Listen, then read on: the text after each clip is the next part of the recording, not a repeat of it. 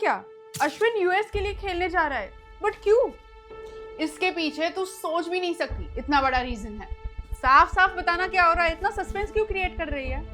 इसका reason cricket से काफी बड़ा है और धीरे धीरे आईपीएल से भी बड़ी लीग यूएसए में खेली जाएगी। आइए आज के इस वीडियो में जानते हैं कि आखिर क्यों अश्विन का ये मूव आईपीएल के लिए सबसे बड़ा डेंजर बन सकता है।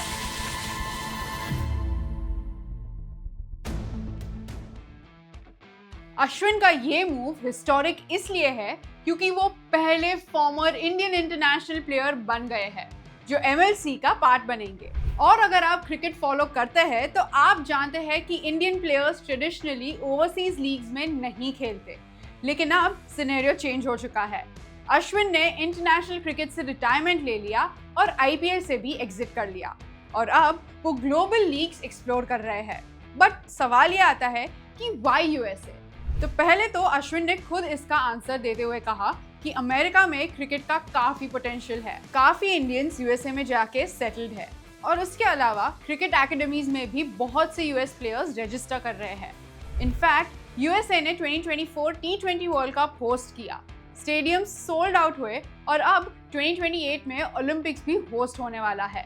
इसका मतलब यूएसए ने बिल्कुल ही सही टाइम पे क्रिकेट पे फोकस करना शुरू किया है, क्योंकि we know how they really perform in Olympics and how important Olympics is for them.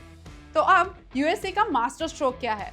Well, उन्होंने मेजर लीग क्रिकेट जो कि वहाँ का T20 टूर्नामेंट है उसे प्रमोट करना शुरू किया है। देखा जाए तो एमएलसी को शुरू हुए सिर्फ 3 साल ही हुए हैं। 2023 में पहला सीजन खेला गया जहाँ 6 टीम्स और 19 मैचेस का फॉर्मेट था। काफी लोग मैच देखने आए थे और इससे पता चला कि T20 फॉर्मेट का स्कोप एक्चुअली यूएस में काफी ज्यादा है। एमआई न्यूयॉर्क ने इनॉग्यूरल टाइटल जीता और लीग ने अप्रॉक्सीमेटली $8 मिलियन रेवेन्यू जनरेट किया, जो एक नई लीग के लिए काफी सॉलिड स्टार्ट था।